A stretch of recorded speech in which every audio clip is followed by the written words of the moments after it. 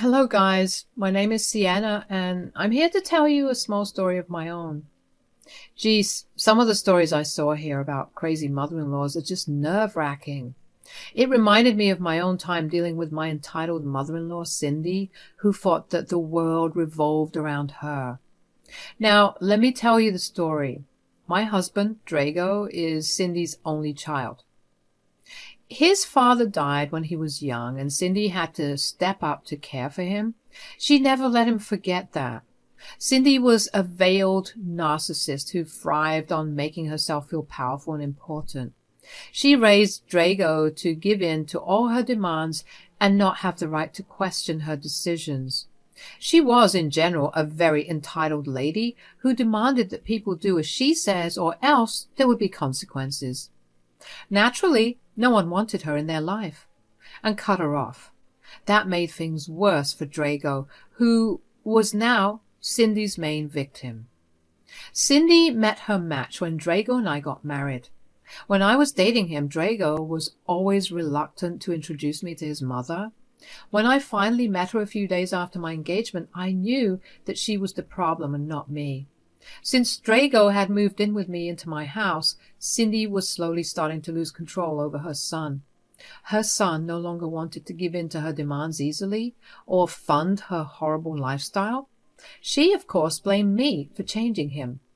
Now, I ignored her nasty talk for a while because she didn't live with us. But one day she suddenly showed up to my house with her suitcases in tow and said, "Sorry for not informing you earlier, but I will be staying with you here for a while." What? Why, Mom? What happened to your apartment? Well, I got evicted because you don't bother to send me money anymore. I guess this is what you wanted, to see your poor mother homeless. Sienna changed you a lot, you know. Mom, you were spending money on dumb shit and always kept asking for more. That's not a way to live your life. Don't teach me how to live my life. I raised you and not the other way around. I ran into some financial trouble and got evicted because of you. So you are obligated to house me until I get back on my feet. I will tolerate your stupid wife, but you need to get rid of the nasty dog.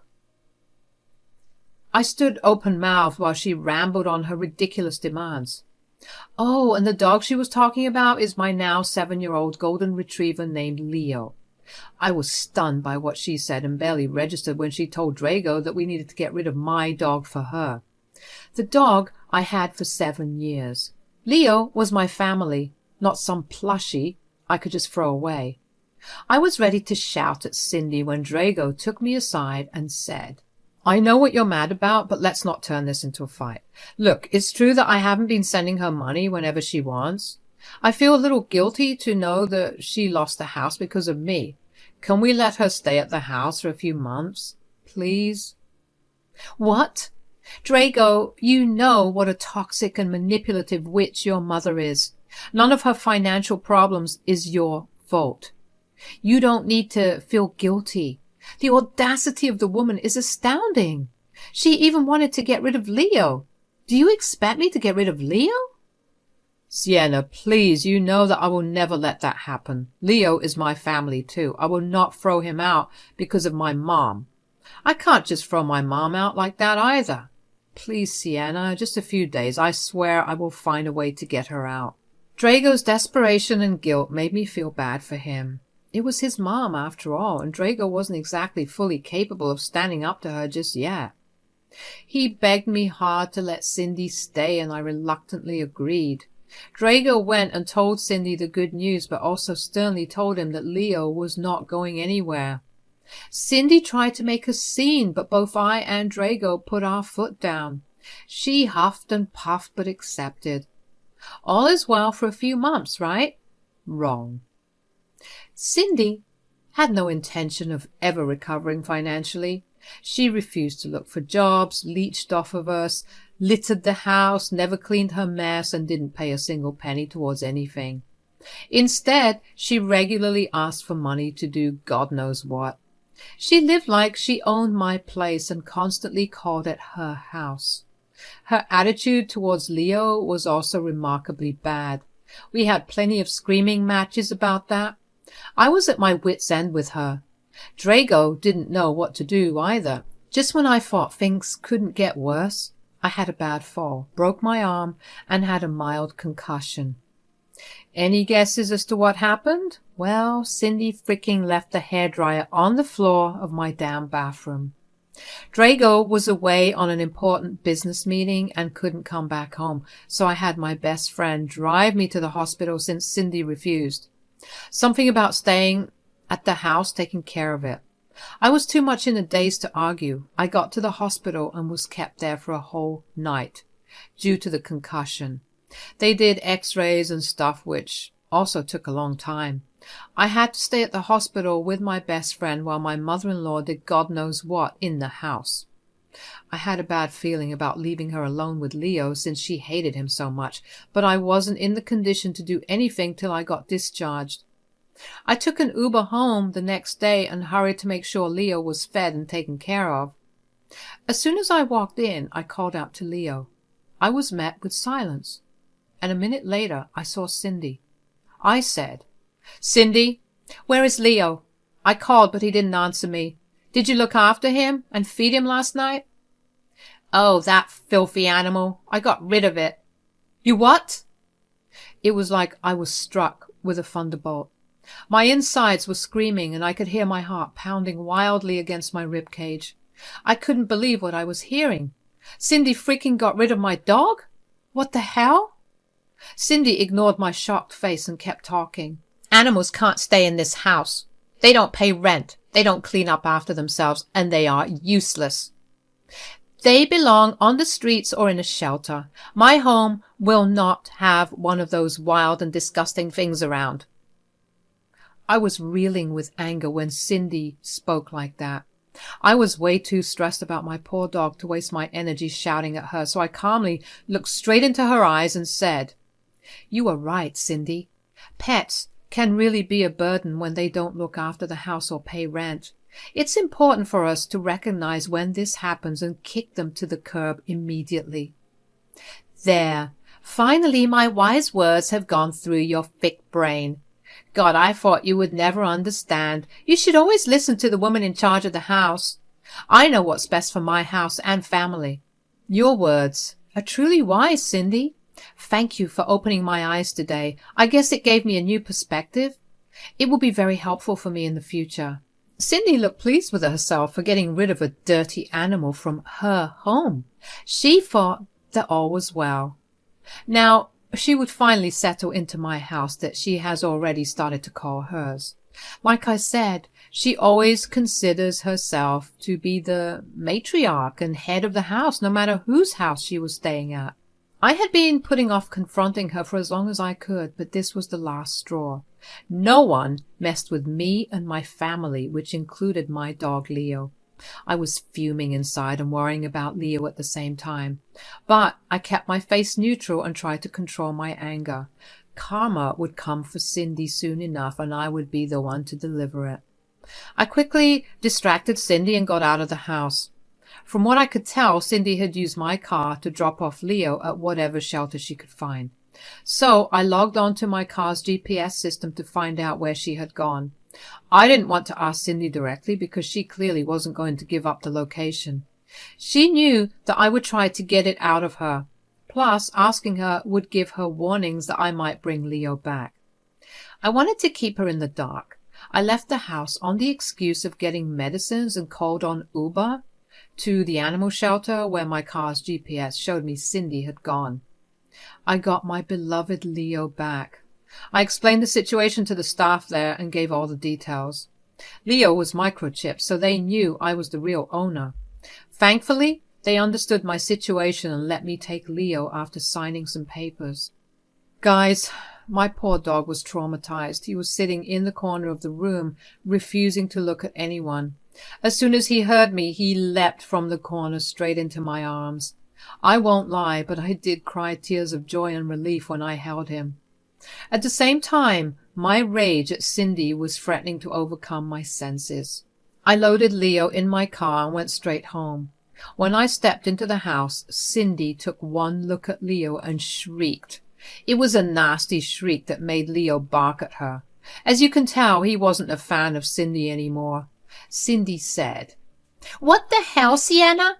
What on earth is that filthy animal doing in my house? I didn't get rid of him to have you bring it back." "First of all, Cindy, Leo is mine. You had no right to give him away just like that. What happens to Leo is my decision and mine only. So I did what I wanted and brought my dog back." "Absolutely not, Sienna. I always told you that I won't allow a filthy animal to live in my house. They are nasty and don't pay bills. And—" Yeah, I heard all that before, Cindy. You told me those things so many times that I know it by heart now. "Well then, get rid of the dog. I can't stand looking at him. He's already messing up the carpet with his nasty dog hair. I don't want dog filth in my house. You better drop him off wherever and start cleaning my house." At this point, my anger was somewhat reduced. I knew that I wouldn't have to put up with Cindy for any time longer. I had everything set and all the plans made. I was firm in my decision. I calmly looked at Cindy with a small smile and said, "First of all, Cindy, this is my house, not yours. And secondly, you were right. Animals who don't pay bills or clean after themselves don't deserve to be in my house. Now, let's see which animal doesn't pay bills, thinks the house is hers, and doesn't bother cleaning her mess." "Oh my God, it's you, Cindy." "What? How dare you, Sienna? Are you calling me an animal?" "We are all some kind of animal, Cindy, and you fit the criteria perfectly. So I have decided I will take your advice and kick out the nasty animal I have in the house. Spoiler alert, it's not Leo, it's you." Cindy looked at me like I had slapped her or something. There was this tinge of fear and nervousness in her eyes that I hadn't seen before. It gave me a lot of satisfaction to see her afraid. She was used to getting her way with everyone. But in recent years, both her sons were trying to let go of the control she had over them. Cindy had realized that and was trying to reinstate her position as the matriarch. That was part of the reason why she was so insistent on moving into my house. Well, thankfully, I was there to set the record straight. I had no qualms about putting Cindy back in her place. Cindy, unfortunately, had trouble understanding my simple words. She started to tremble and said, "What are you saying? You can't just kick me out. This is my son's house." "Well, no, Cindy, this is the house that I got from my dead grandfather as my inheritance. The same grandfather who also happened to have got me Leo back when I was a teenager. Every little detail just makes it easier for me to kick you out on a clear conscience." "I don't care how you got this house. Since you were married to my son, it belongs to him too. And since he is my son, I have a right to be here. You cannot kick me out to house that filthy animal." "Well, I can, and I am kicking you out. You have no right to be here. We housed you because of your poor financial decisions. You were supposed to help me recover, not give me extra stress by throwing my dog out. Now I see that you are taking liberties in doing what you want. You want to feel like a freaking matriarch and control other people? Well, that won't happen in my house. So take your stuff and get the hell out." "How dare you speak to me like that? Just you wait, you little witch. I will call my son and set you straight." "Sure, Cindy, call him and tell him. Let's see what your son has to say about this." Cindy huffed and called Drago to plead her case. Well, not plead, because she was still confident that she could demand whatever she wanted, and we would give in immediately. She was sure that her son would take her side and teach me a nice lesson. So she called Drago, all the while eyeing me and Leo with pure distaste. When Drago picked up the call, this is what happened. "Hello, Mom. What's up? Is everything okay in the house?" "No, everything's not okay in the house. Your crazy wife is threatening to throw me out of the house like an animal. I don't know what I did to deserve this horrible treatment. I'm extremely upset, Drago." "What the hell? What happened? What is going on?" "What Cindy said is true. I am kicking her out of the house. I made the decision a few minutes ago, and I am firm on it." See, Drago? You need to teach your wife some manners. She forgets who is the matriarch of this house.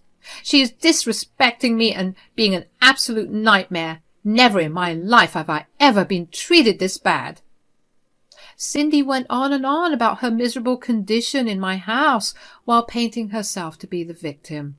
She never once mentioned that she tried to rehome my dog behind my back and justified it with her twisted sense. I waited patiently for Cindy to stop her theatrics. Drago was doing the same thing. When Cindy showed no signs of slowing down, Drago interrupted her.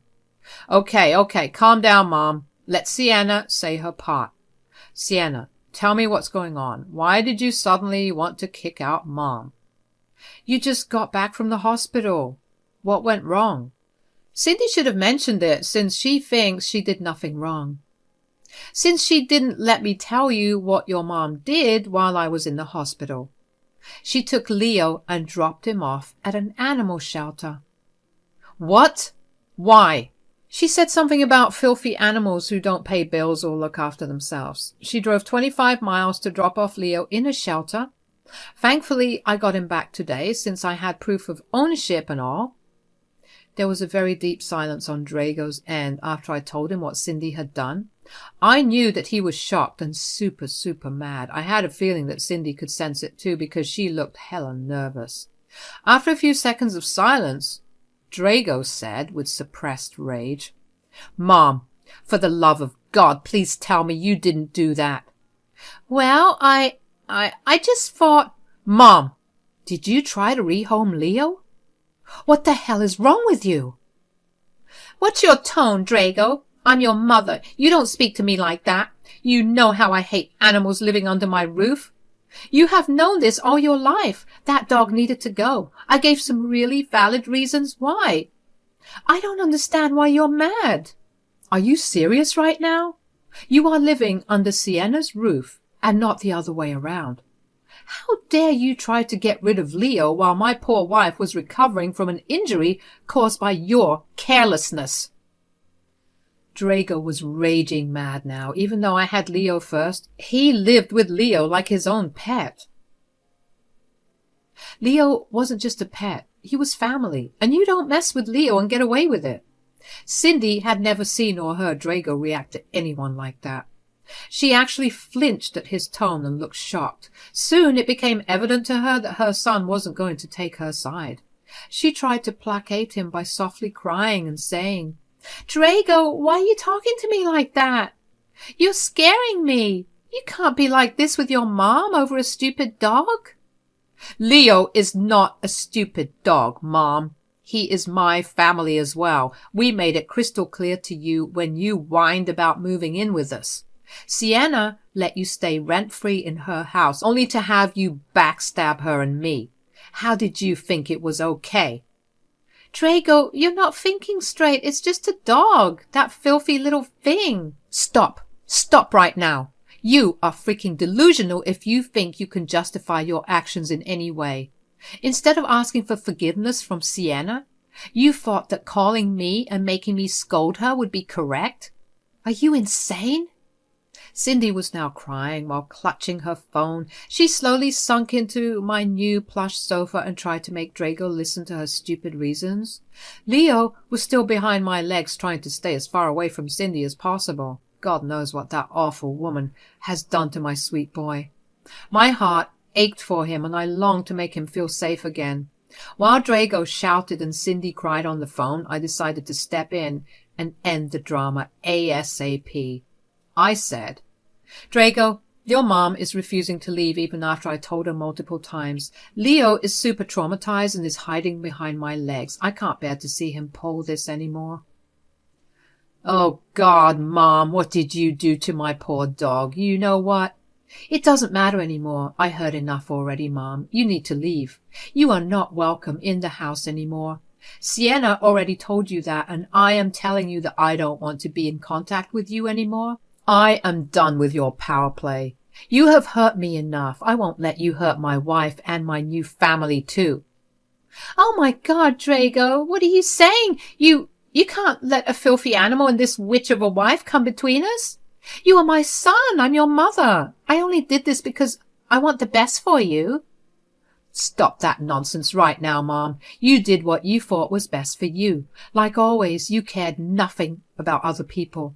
You don't care about your own son and daughter-in-law. I put up with you for years because you're my mother, but not anymore. Not when you're trying to control and hurt my family. Leave the house right now before I call the police on you myself." Drago said that and hung up on her.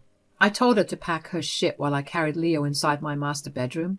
My best friend had also arrived because I had notified her of the situation on my way to pick up Leo.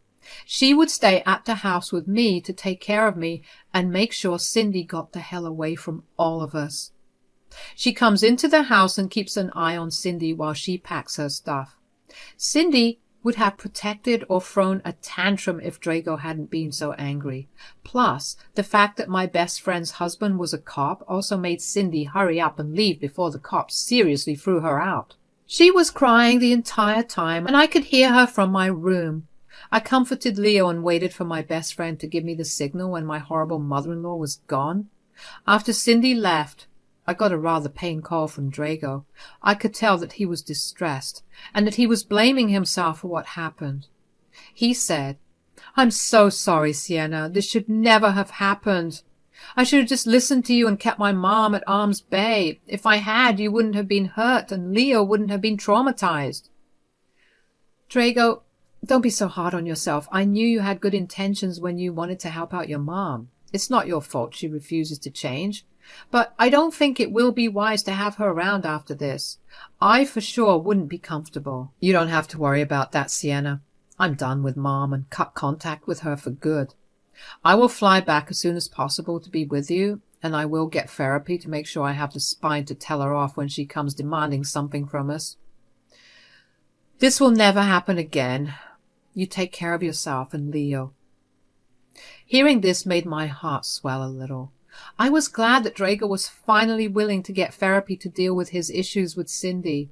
I really didn't want to have any connection to her anymore, and it was Drago's job to set those boundaries. I assured Drago that my best friend would stay with me until he got back. He was somewhat relieved and flew back 2 days later. He was super guilty and kept apologizing over and over again. It broke my heart to see my family suffering because of that awful woman, Cindy. Karma was still pending for Cindy, of course. As I said, she was broke and didn't have a place to stay. She thought that we would calm down and beg her to come back to live with her. She is a true narcissist, although she is too full of herself to ever seek a diagnosis. Anyway, as a week passed, her cash ran out and it became apparent to her that we weren't going to come get her. That's when she returned to our door, begging and pleading for forgiveness. That was fast, but only because she didn't have any money. No family in their right mind would take Cindy in because everyone knew that level of her entitlement. So she had to come back to us. We refused to even open the door and threatened to call the cops if she stayed for long. She was already blocked from all our phones and social media. The extended family was informed of everything and everyone took our side because they were not crazy like Cindy. Me, Drago, and Leo slowly went back to being the happy family we were before Cindy disrupted everything. As for her, last I heard, Cindy was working somewhere in a small office, earning peanuts and living in a trailer. I will say it suits her, and hope she rots there and never comes back.